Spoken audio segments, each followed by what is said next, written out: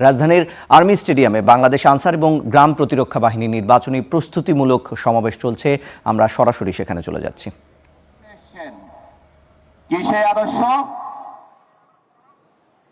বাংলাদেশের যে মাটি ও মানুষের জন্য সুষ্ঠু নির্বাচনের জন্য একটাই আদর্শ, সেটা হচ্ছে সকল প্রকার পক্ষ বিপক্ষ সকল কিছুর ঊর্ধ্বে উঠে আপনারা নির্বাচন কমিশন কর্তৃক যে দায়িত্ব অর্পণ করা হয়েছে সেই দায়িত্বকে সকল কিছুর ঊর্ধ্বে রেখে নিরপেক্ষভাবে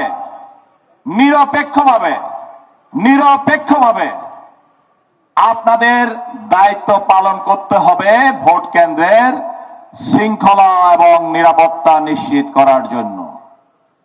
এক্ষেত্রে আপনাদের যদি নিজের ভাই বোন বাবা মা চাচা খালু পাশের বাড়ির যে ভাই সেও এসে যদি আপনার সামনে দাঁড়ায়, আপনি আপনার এই আনসার ভিডিপির যে আদর্শ আজকে আমি বলে দিলাম এই নির্বাচনের জন্য, সেই আদর্শকেই আপনি তাদের সামনে উপস্থাপন করবেন। আপনার বিবেককে আপনি এই যে আনসার ভিডিপির যে আপনাকে আদর্শ দেওয়া হলো নিরপেক্ষভাবে এই নির্বাচনে ভূমিকা রাখার জন্য, সেই ধারণাটাকেই আপনি প্রতিষ্ঠিত করবেন। আপনাকে যত বড় পাহাড় সম যদি আপনাকে বিভিন্ন ধরনের আপনাকে উস্কানি দেওয়ার চেষ্টা করে, আপনাকে আলোড়িত করার চেষ্টা করে, আপনাকে কেনার চেষ্টা করে, আপনি কি সেই কেনার আবেদনে সাড়া দিবেন?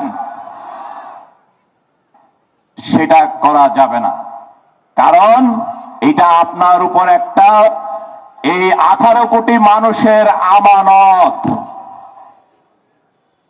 আমানতের খেয়ানত করলে কেউ কি আগামী দিনে মুক্তি পাবে? আমানতের খেয়ানত করলে স্বয়ং আল্লাহ তাআলাও তাকে ছাড় দিবে না। সো আমানতের খেয়ানতের কোনো সুযোগ নাই, যে আদর্শই হোক না কেন। একটাই আদর্শ, যে আপনি সবার জন্য, আপনি একটাই পক্ষ, সেটা হচ্ছে বাংলাদেশের জনগণের পক্ষ। পারবেন জনগণের পক্ষ হতে আপনারা? সো যারা গ্যালারিতে বসে আছো তারা ভালো করে মনে রাখবা, যে যে ভোট কেন্দ্রে নিয়োজিত হয়েছ তাদেরকে সেই ভোট কেন্দ্রে অটল পর্বত সম চেতনা এবং দৃঢ়তা নিয়ে তোমাদেরকে সেই নিরপেক্ষতার যে অঙ্গীকার, যে শপথ আজকে এখানে করছো, সেই শপথের বাস্তবায়ন করে দেখাতে হবে। আমাদের মাথায় রাখতে হবে যে এখানে বিভিন্ন ধরনের সোশ্যাল মিডিয়ায় বিভিন্ন ধরনের প্ররোচনা থাকবে, বিভিন্ন আকর্ষণ থাকবে।